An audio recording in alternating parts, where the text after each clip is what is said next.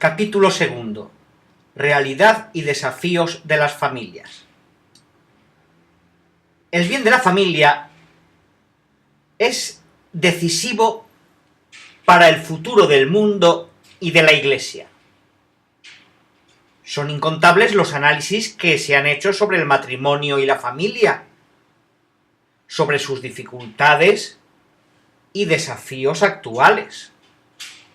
Es sano prestar atención a la realidad concreta, porque las exigencias y llamadas del Espíritu Santo resuenan también en los acontecimientos mismos de la historia, a través de los cuales la Iglesia puede ser guiada a una comprensión más profunda del inagotable misterio del matrimonio y de la familia.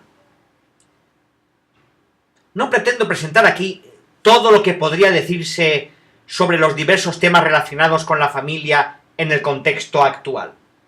Pero, dado que los padres sinodales han dirigido una mirada a la realidad de las familias de todo el mundo, considero adecuado recoger algunos de sus aportes pastorales, agregando otras preocupaciones que provienen de mi propia mirada. Situación actual de la familia. Fieles a las enseñanzas de Cristo, miramos la realidad de la familia hoy en toda su complejidad, en sus luces y sombras. El cambio antropológico-cultural hoy influye en todos los aspectos de la vida y requiere un enfoque analítico y diversificado. En el contexto de varias décadas atrás, los obispos de España ya reconocían una realidad doméstica con más espacios de libertad, con un reparto equitativo de cargas, responsabilidades y tareas. Al valorar más la comunicación personal entre los esposos, se contribuye a humanizar toda la convivencia familiar.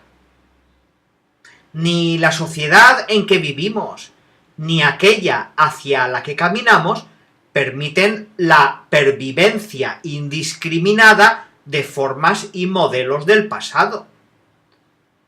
Pero somos conscientes de la dirección que están tomando los cambios antropológico-culturales, en razón de los cuales los individuos son menos apoyados que en el pasado por las estructuras sociales en su vida afectiva y familiar.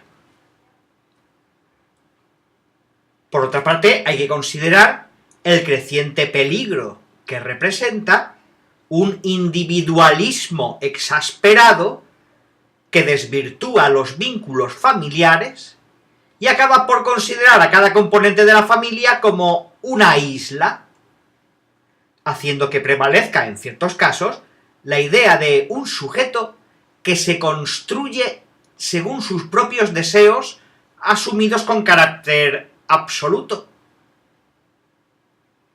Las tensiones inducidas por una cultura individualista exagerada de la posesión y del disfrute generan dentro de las familias dinámicas de intolerancia y agresividad. Quisiera agregar el ritmo de vida actual, el estrés, la organización social y laboral, porque son factores culturales que ponen en riesgo la posibilidad de opciones permanentes. Al mismo tiempo, encontramos fenómenos ambiguos. Por ejemplo, se aprecia una personalización que apuesta por la autenticidad en lugar de reproducir comportamientos pautados. Es un valor que puede promover las distintas capacidades y la espontaneidad, pero que, mal orientado, puede crear actitudes de permanente sospecha, de huida de los compromisos, de encierro en la comodidad y de arrogancia. La libertad para elegir permite proyectar la propia vida y cultivar lo mejor de uno mismo. Pero si no tiene objetivos nobles y disciplina personal, degenera en una incapacidad de donarse generosamente. De hecho, en muchos países donde disminuye el número de matrimonios, crece el número de personas que deciden vivir solas o que conviven sin cohabitar. Podemos destacar también un loable sentido de justicia, pero mal entendido, convierte a los ciudadanos en clientes que solo exigen prestaciones de servicios. Si estos riesgos se trasladan al modo de entender la familia, esta puede convertirse en un lugar de paso al que uno acude cuando le parece conveniente para sí mismo, o donde uno va a reclamar derechos, mientras los vínculos quedan abandonados a la precariedad voluble de los deseos y las circunstancias. En el fondo, hoy es fácil confundir la genuina libertad con la idea de que cada uno juzga como le parece, como si más allá de los individuos no hubiera verdades, valores, principios que nos orienten, como si todo fuera igual y cualquier cosa debiera permitirse. En ese contexto, el ideal matrimonial, con un compromiso de exclusividad y de estabilidad, termina siendo arrasado por las conveniencias circunstanciales o por los caprichos de la sensibilidad. Se teme la soledad, se desea un espacio de protección y de fidelidad, pero al mismo tiempo crece el temor a ser atrapado por una relación que pueda postergar el logro de las aspiraciones personales. Los cristianos no podemos renunciar a posponer el matrimonio con el fin de no contradecir la sensibilidad actual, para estar a la moda, o por sentimientos de inferioridad frente al descalabro moral y humano.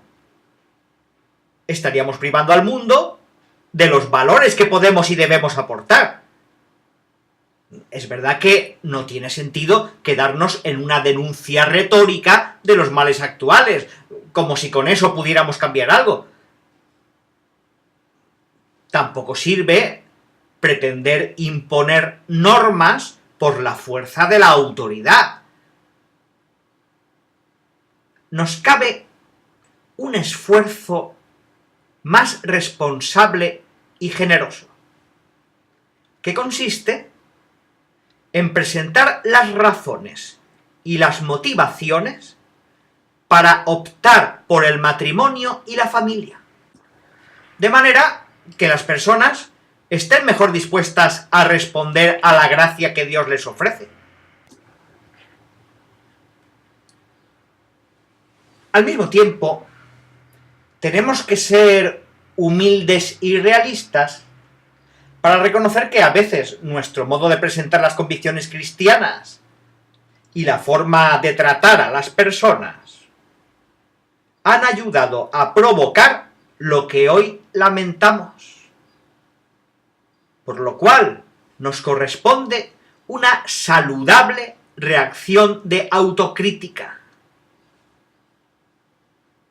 Por otra parte, con frecuencia presentamos el matrimonio de tal manera que su fin unitivo, el llamado a crecer en el amor y el ideal de ayuda mutua, quedó opacado por un acento casi excluyente en el deber de la procreación.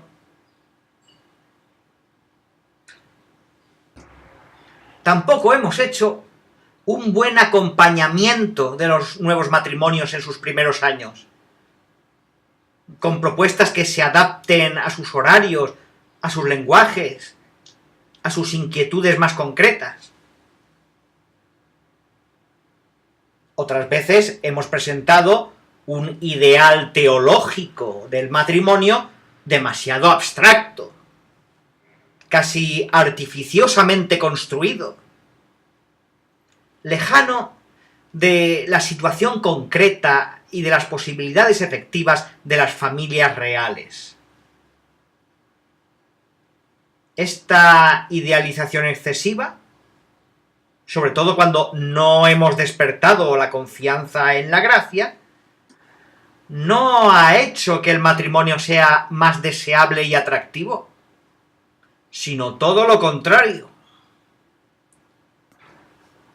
Durante mucho tiempo creímos que con solo insistir en cuestiones doctrinales, bioéticas y morales, sin motivar la apertura a la gracia, ya sosteníamos suficientemente a las familias, consolidábamos el vínculo de los esposos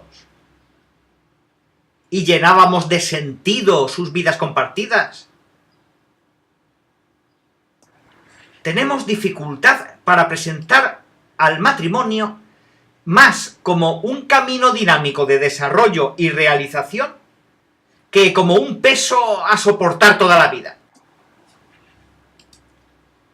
También nos cuesta dejar espacio a la conciencia de los fieles, que muchas veces responden lo mejor posible al Evangelio en medio de sus límites, y pueden desarrollar su propio discernimiento ante situaciones donde se rompen todos los esquemas. Estamos llamados a formar las conciencias, pero no a pretender sustituirlas. Debemos agradecer que la mayor parte de la gente valora las relaciones familiares que quieren permanecer en el tiempo y que aseguran el respeto al otro. Por eso se aprecia que la Iglesia ofrezca espacios de acompañamiento y asesoramiento sobre cuestiones relacionadas con el crecimiento del amor, la superación de los conflictos o la educación de los hijos. Muchos estiman la fuerza de la gracia, que experimentan en la reconciliación sacramental y en la Eucaristía, que les permite sobrellevar los desafíos del matrimonio y la familia.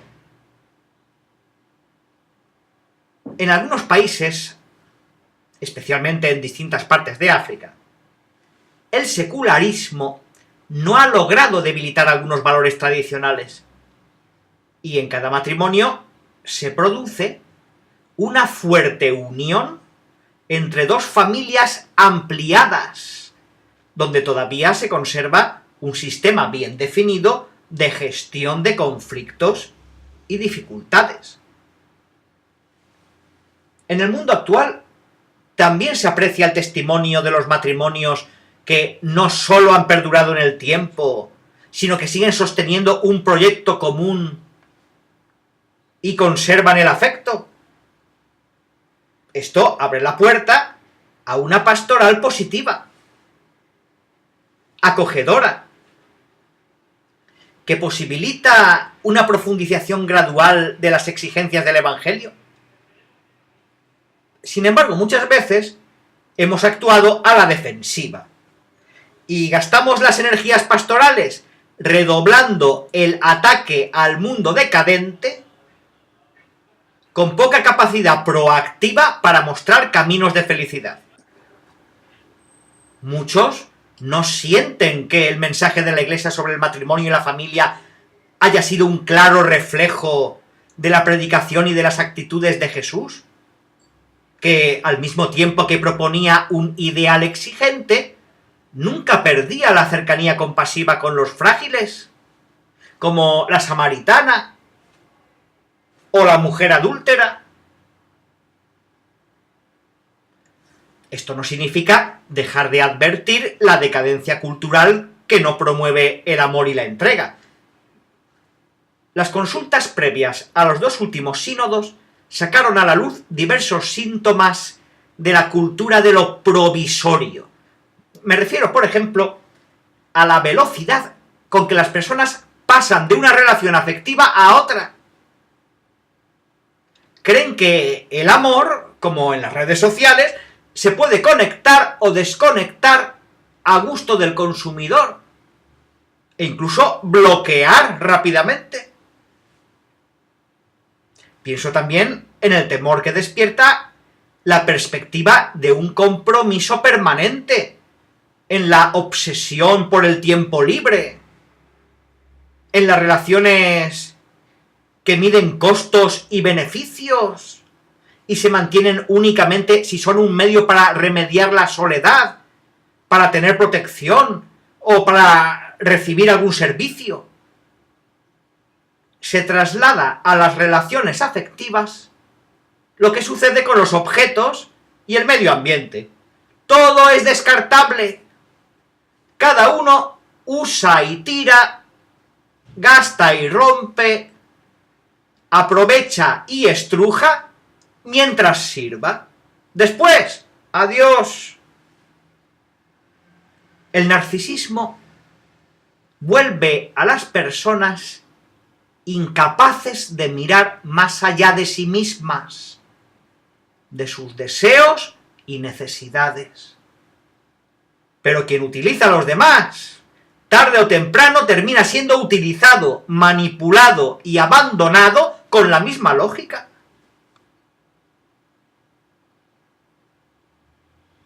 Llama la atención que las rupturas se dan muchas veces en adultos mayores, que buscan una especie de autonomía y rechazan el ideal de envejecer juntos, cuidándose y sosteniéndose. Aun a riesgo de simplificar, podríamos decir que existe una cultura tal que empuja a muchos jóvenes a no poder formar una familia porque están privados de oportunidades de futuro. Sin embargo, esa misma cultura concede a muchos otros, por el contrario, tantas oportunidades que también ellos se ven disuadidos de formar una familia. En algunos países, muchos jóvenes a menudo son llevados a posponer la boda por problemas de tipo económico, laboral o de estudio. A veces por otras razones, como la influencia de las ideologías que desvalorizan el matrimonio y la familia, la experiencia del fracaso de otras parejas, a la cual ellos no quieren exponerse, el miedo hacia algo que consideran demasiado grande y sagrado, las oportunidades sociales y las ventajas económicas derivadas de la convivencia, una concepción puramente emocional y romántica del amor, el miedo de perder su libertad e independencia, el rechazo de todo lo que es concebido como institucional y burocrático. Necesitamos encontrar las palabras, las motivaciones y los testimonios que nos ayuden a tocar las fibras más íntimas de los jóvenes. Allí donde son más capaces de generosidad, de compromiso, de amor e incluso de heroísmo, para invitarles a aceptar con entusiasmo y valentía el desafío del matrimonio. Los padres sinodales se refirieron a las actuales tendencias culturales que parecen imponer una efectividad sin límites. una afectividad narcisista, inestable y cambiante, que no ayuda siempre a los sujetos a alcanzar una mayor madurez.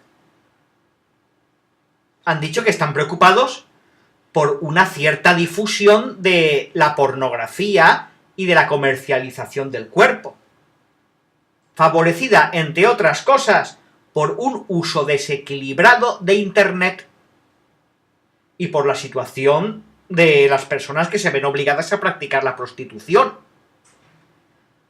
En este contexto, los cónyuges se sienten a menudo inseguros, indecisos, y les cuesta encontrar los modos para crecer. Son muchos los que suelen quedarse en los estadios primarios de la vida emocional y sexual. La crisis de los esposos desestabiliza la familia. Y a través de las separaciones y los divorcios, puede llegar a tener serias consecuencias para los adultos, los hijos y la sociedad, debilitando al individuo y los vínculos sociales. Las crisis matrimoniales frecuentemente se afrontan de un modo superficial y sin la valentía de la paciencia, del diálogo sincero, del perdón recíproco, de la reconciliación y también del sacrificio. Los fracasos dan origen a nuevas relaciones, nuevas parejas, nuevas uniones y nuevos matrimonios, creando situaciones familiares complejas y problemáticas para la opción cristiana. Asimismo, el descenso demográfico, debido a una mentalidad antinatalista y promovido por las políticas mundiales de salud reproductiva, no solo determina una situación en la que el sucederse de las generaciones ya no está asegurado, sino que se corre el riesgo de que con el tiempo lleve a un empobrecimiento económico y a una pérdida de esperanza en el futuro. El avance de las biotecnologías también ha tenido un fuerte impacto sobre la natalidad. Pueden agregarse otros factores como la industrialización, la revolución sexual, el miedo a la superpoblación y los problemas económicos. La sociedad de consumo también puede disuadir a las personas de tener hijos, solo para mantener su libertad y estilo de vida. Es verdad que la conciencia recta de los esposos, cuando han sido muy generosos en la comunicación de la vida, puede orientarlos a la decisión de limitar el número de hijos por motivos suficientemente serios. Pero también, por amor a esta dignidad de la conciencia, la Iglesia rechaza con todas sus fuerzas las intervenciones coercitivas del Estado en favor de la anticoncepción, la esterilización e incluso del aborto. Estas medidas son inaceptables, incluso en lugares con alta tasa de natalidad. Pero llama la atención que los políticos las alienten también en algunos países que sufren el drama de una tasa de natalidad muy baja.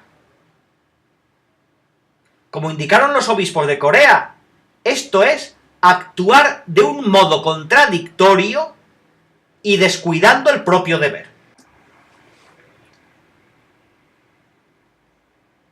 El debilitamiento de la fe y de la práctica religiosa en algunas sociedades afecta a las familias y las deja más solas con sus dificultades.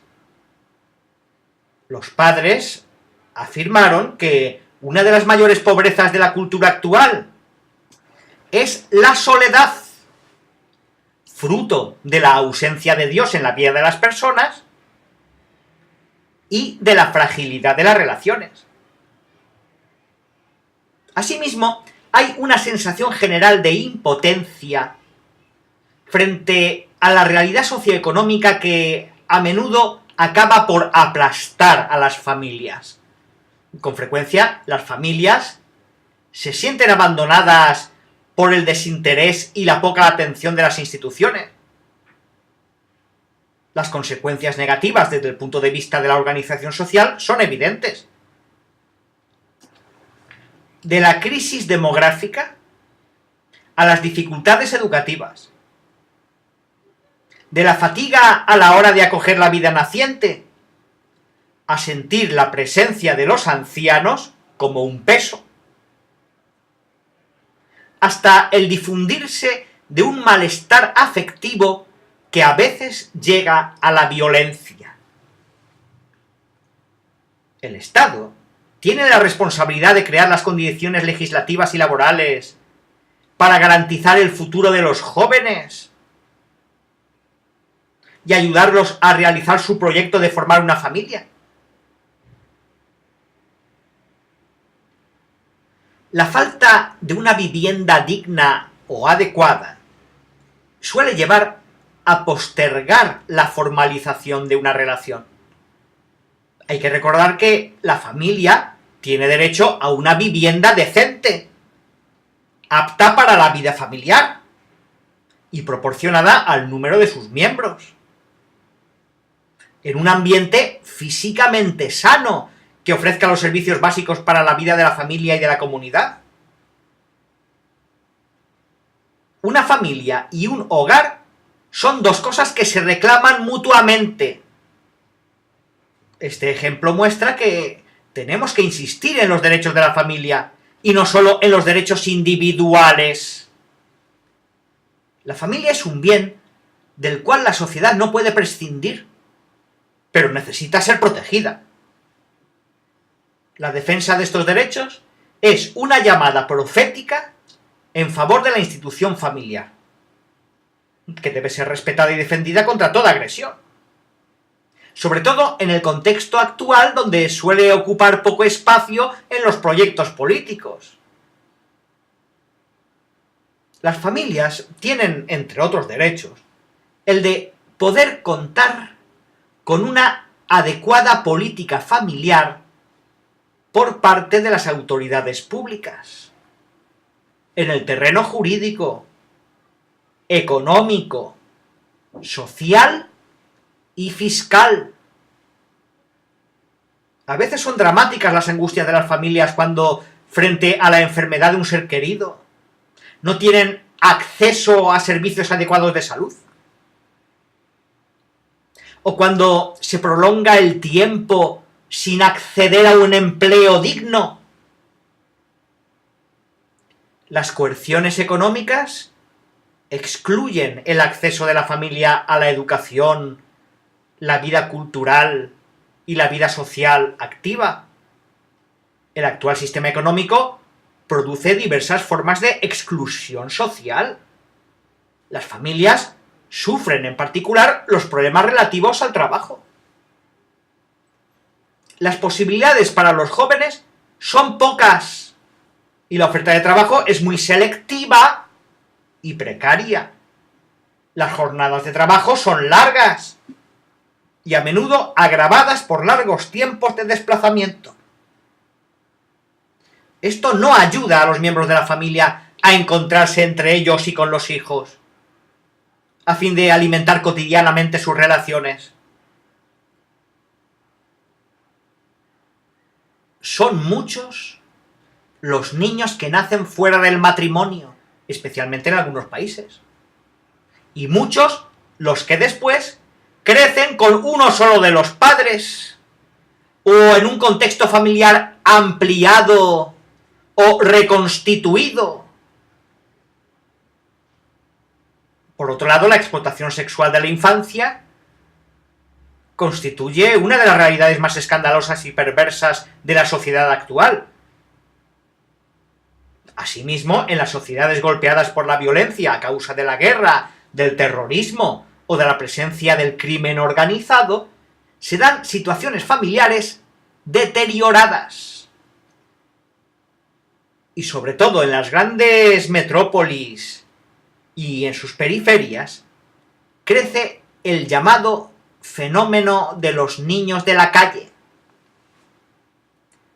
El abuso sexual de los niños se torna todavía más escandaloso cuando ocurre en los lugares donde deben ser protegidos, particularmente en las familias y en las escuelas y en las comunidades e instituciones cristianas. Las migraciones representan otro signo de los tiempos que hay que afrontar y comprender con toda la carga de consecuencias sobre la vida familiar. El último sínodo ha dado una gran importancia a esta problemática, al expresar que atañe en modalidades diversas a poblaciones enteras en varias partes del mundo. La Iglesia ha tenido en este ámbito un papel importante. La necesidad de mantener y desarrollar este testimonio evangélico aparece hoy más urgente que nunca. La movilidad humana, que corresponde al movimiento histórico natural de los pueblos, puede revelarse una auténtica riqueza, tanto para la familia que emigra, como para el país que la acoge. Otra cosa es la migración forzada de las familias como consecuencia de situaciones de guerra, persecuciones, pobreza, injusticia, marcada por las vicisitudes de un viaje que a menudo pone en riesgo la vida, traumatiza a las personas y desestabiliza a las familias. El acompañamiento de los migrantes exige una pastoral específica, dirigida tanto a las familias que emigran, como a los miembros de los núcleos familiares que permanecen en los lugares de origen. Esto se debe llevar a cabo respetando sus culturas, la formación religiosa y humana de la que provienen, así como la riqueza espiritual de sus ritos y tradiciones, también mediante un cuidado pastoral específico. Las experiencias migratorias resultan especialmente dramáticas y devastadoras, tanto para las familias como para las personas, cuando tienen lugar fuera de la legalidad y son sostenidas por los circuitos internacionales de la trata de personas. También cuando conciernen a las mujeres o a los niños no acompañados, obligados a permanencias prolongadas en lugares de pasaje entre un país y otro, en campo de refugiados, donde no es posible iniciar un camino de integración. La extrema pobreza y otras situaciones de desintegración inducen a veces a las familias incluso a vender a sus propios hijos para la prostitución o el tráfico de órganos. Las persecuciones de los cristianos, así como las de las minorías étnicas y religiosas en muchas partes del mundo, especialmente en Oriente Medio, son una gran prueba, no solo para la Iglesia, sino también para toda la comunidad internacional. Todo esfuerzo debe ser apoyado para facilitar la permanencia de las familias y de las comunidades cristianas en sus países de origen.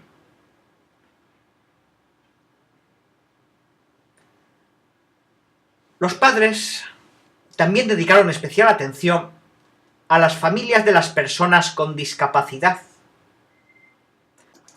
en las cuales dicho hándicap, que irrumpe en la vida, genera un desafío profundo e inesperado, y desbarata los equilibrios, los deseos y las expectativas. Merecen una gran admiración las familias que aceptan con amor la difícil prueba de un niño discapacitado.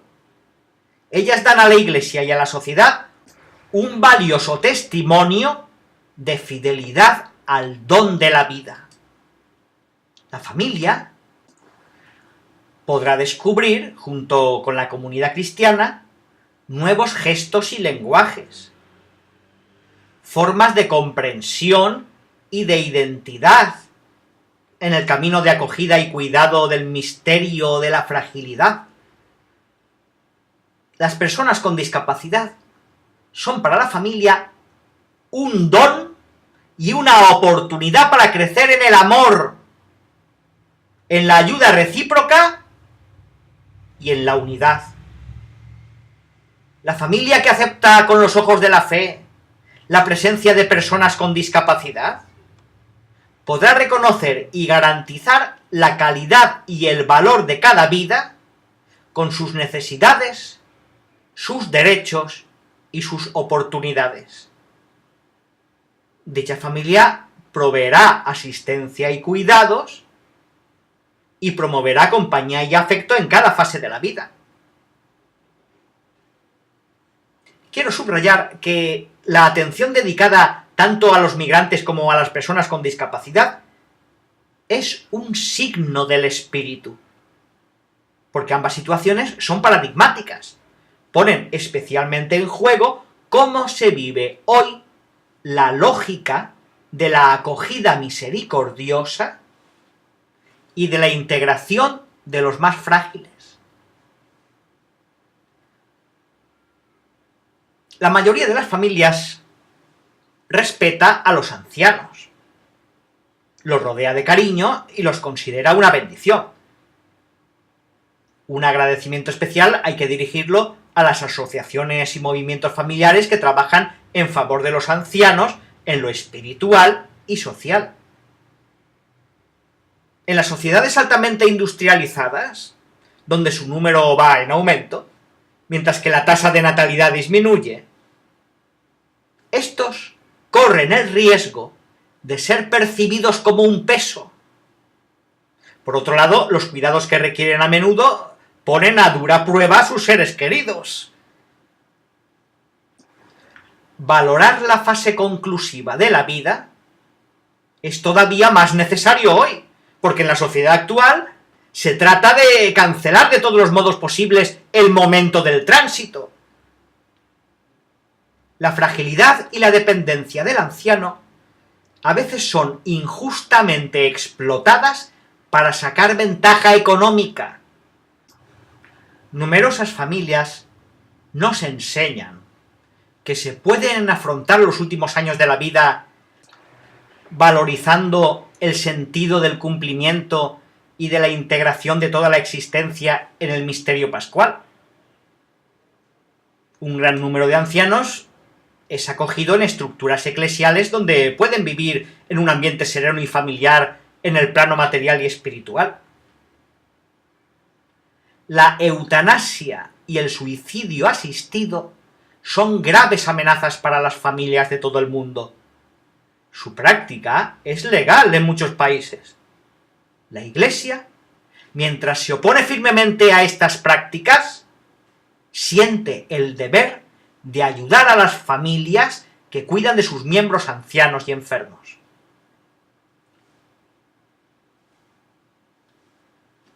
Quiero destacar la situación de las familias sumidas en la miseria, castigadas de tantas maneras, donde los límites de la vida se viven de forma lacerante. Si todos tienen dificultades, en un hogar muy pobre se vuelven más duras.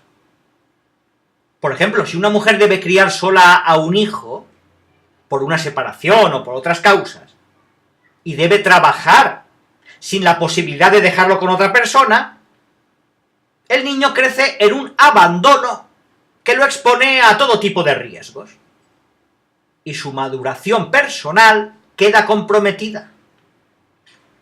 En las difíciles situaciones que viven las personas más necesitadas, la Iglesia debe tener un especial cuidado para comprender e integrar, evitando imponerles una serie de normas como si fueran una roca, con lo cual se consigue el efecto de hacer que se sientan juzgadas y abandonadas, precisamente por esa madre que está llamada a acercarles la misericordia de Dios. De ese modo, en lugar de ofrecer la fuerza sanadora de la gracia y la luz del Evangelio, algunos quieren adoctrinarlo, convertirlo en piedras muertas para lanzarlas contra los demás. Algunos desafíos. Las respuestas recibidas a las 2 consultas efectuadas durante el camino sinodal mencionaron las más diversas situaciones que plantean nuevos desafíos. Además de las ya indicadas, muchos se han referido a la función educativa, que se ve dificultada, entre otras causas, porque los padres llegan a su casa cansados y sin ganas de conversar. En muchas familias ya ni siquiera existe el hábito de comer juntos. Y crece una gran variedad de ofertas de distracción, además de la adicción a la televisión. Esto dificulta la transmisión de la fe de padres a hijos. Otros indicaron que las familias suelen estar enfermas por una enorme ansiedad. Parece haber más preocupación por prevenir problemas futuros que por compartir el presente. Esto, que es una cuestión cultural, se agrava debido a un futuro profesional incierto, a la inseguridad económica o al temor por el porvenir de los hijos. También se mencionó la drogodependencia como una de las plagas de nuestra época, que hace sufrir a muchas familias y no pocas veces termina destruyéndolas. Algo semejante ocurre con el alcoholismo, el juego y otras adicciones. La familia podría ser el lugar de la prevención y de la contención, pero la sociedad y la política no terminan de percatarse de que una familia en riesgo pierde la capacidad de reacción para ayudar a sus miembros. Notamos las graves consecuencias de esta ruptura en familias destrozadas, hijos desarraigados, ancianos abandonados, niños huérfanos de padres vivos, adolescentes y jóvenes desorientados y sin reglas. Como indicaron los obispos de México, hay tristes situaciones de violencia familiar que son caldo de cultivo para nuevas formas de agresividad social, porque las relaciones familiares también explican la predisposición a una personalidad violenta. Las familias que influyen para ello son las que tienen una comunicación deficiente, en la que predominan actitudes defensivas y sus miembros no se apoyan entre sí, en las que no hay actividades familiares que propicien la participación,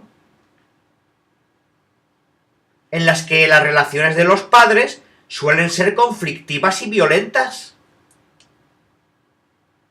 y en las que las relaciones paterno-filiales se caracterizan por actitudes hostiles.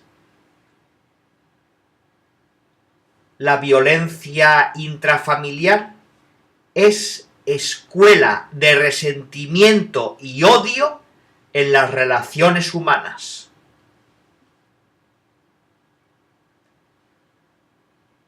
Nadie puede pensar que debilitar a la familia como sociedad natural fundada en el matrimonio es algo que favorece a la sociedad.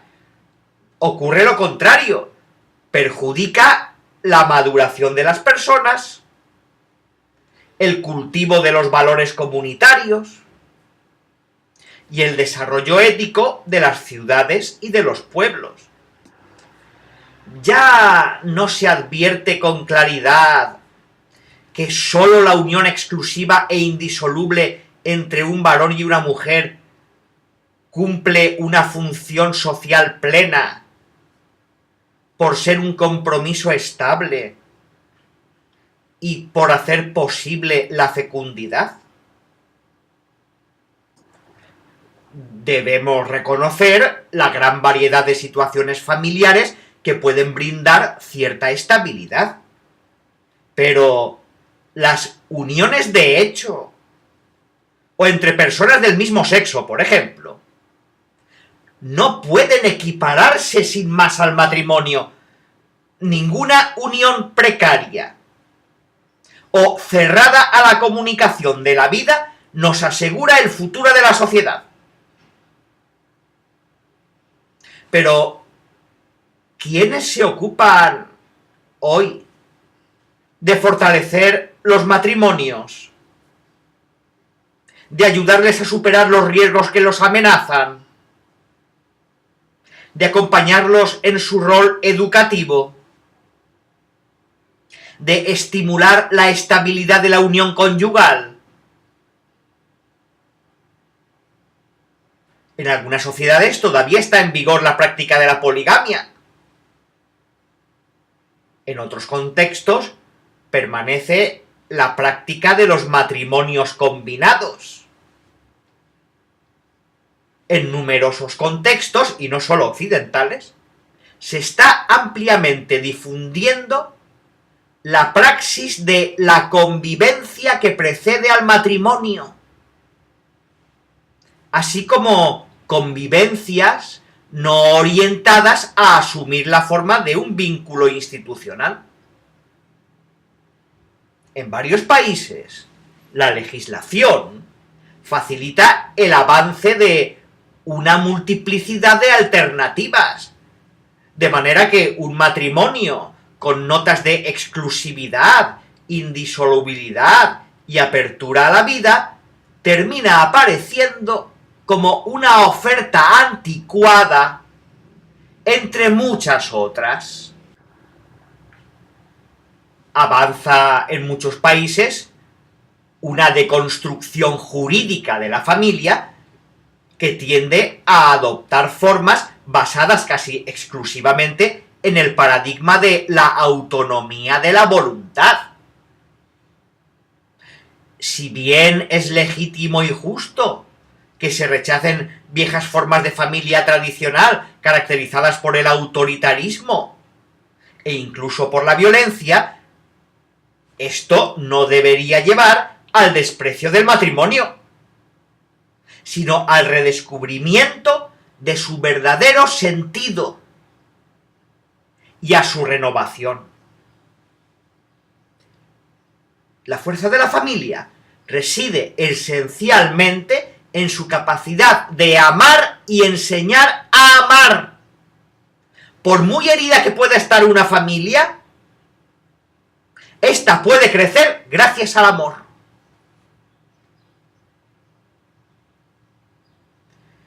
En esta breve mirada a la realidad, que aunque hubo notables mejoras en el reconocimiento de los derechos de la mujer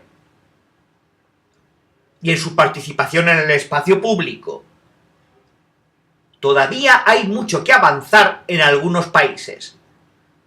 No se terminan de erradicar costumbres inaceptables. Destacó la vergonzosa violencia que a veces se ejerce sobre las mujeres, el maltrato familiar y distintas formas de esclavitud que no constituyen una muestra de fuerza masculina, sino una cobarde degradación.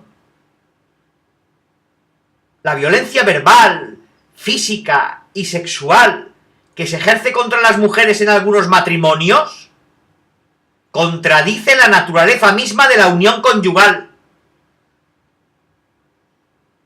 Pienso en la grave mutilación genital de la mujer en algunas culturas, pero también en la desigualdad del acceso a puestos de trabajo dignos y a los lugares donde se toman las decisiones.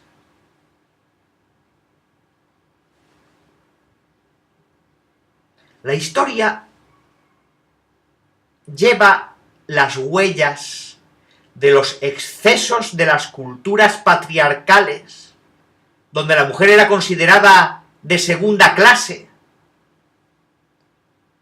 Pero recordemos también el alquiler de vientres, o la instrumentalización y mercantilización del cuerpo femenino en la actual cultura mediática. Hay quienes consideran que muchos problemas actuales han ocurrido a partir de la emancipación de la mujer. Pero este argumento no es válido. Es una falsedad. No es verdad. Es una forma de machismo.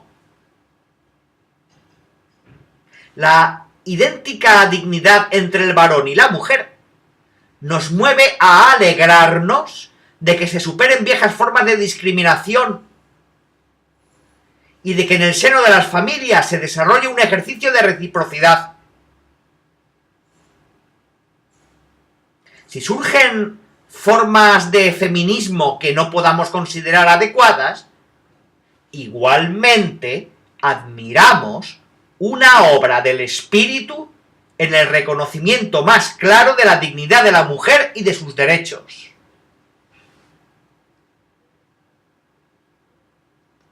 El varón juega un papel igualmente decisivo en la vida familiar, especialmente en la protección y el sostenimiento de la esposa y los hijos. Muchos hombres son conscientes de la importancia de su papel en la familia y lo viven con el carácter propio de la naturaleza masculina. La ausencia del padre marca severamente la vida familiar, la educación de los hijos y su integración en la sociedad. Su ausencia puede ser física, afectiva, cognitiva y espiritual. Esta carencia priva a los niños de un modelo apropiado de conducta paterna. Otro desafío surge de diversas formas de una ideología genéricamente llamada gender, que niega la diferencia y la reciprocidad natural de hombre y de mujer. Esta presenta una sociedad sin diferencias de sexo y vacía el fundamento antropológico de la familia.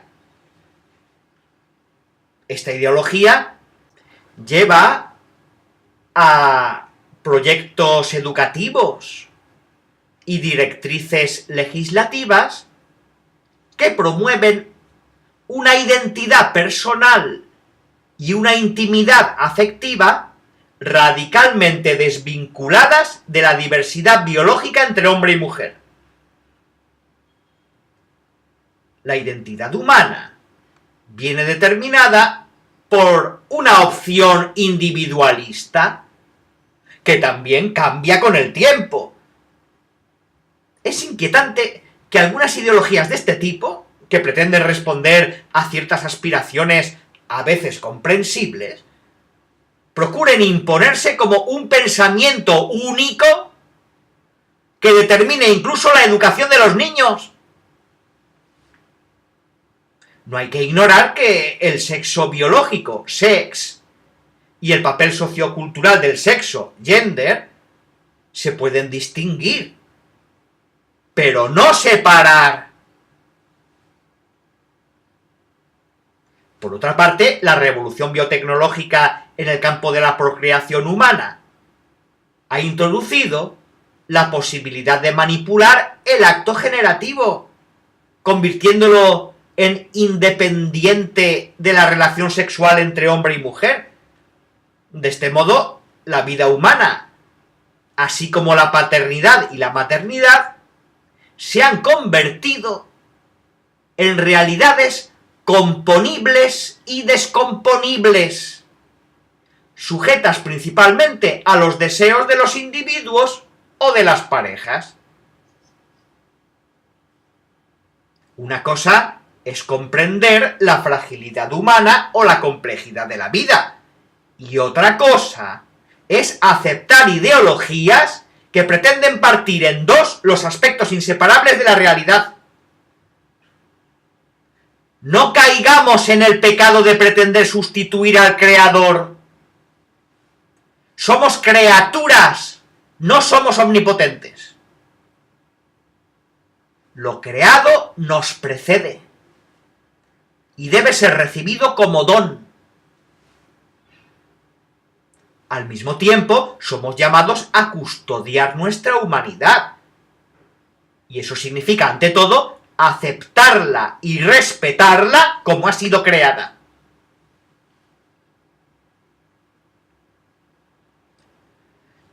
Doy gracias a Dios porque muchas familias que están lejos de considerarse perfectas viven en el amor, realizan su vocación y siguen adelante, aunque caigan muchas veces a lo largo del camino.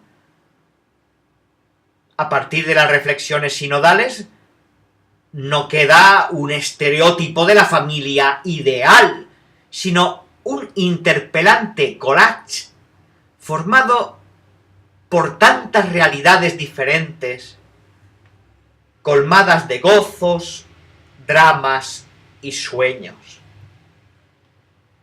Las realidades que nos preocupan son desafíos. No caigamos en la trampa de desgastarnos en lamentos autodefensivos, en lugar de despertar una creatividad misionera. En todas las situaciones, la Iglesia siente la necesidad de decir una palabra de verdad y de esperanza. Los grandes valores del matrimonio y de la familia cristiana corresponden a la búsqueda que impregna la existencia humana. Si constatamos muchas dificultades, ellas son, como dijeron los obispos de Colombia, un llamado a liberar en nosotros las energías de la esperanza, traduciéndolas en sueños proféticos, acciones transformadoras e imaginación de la caridad.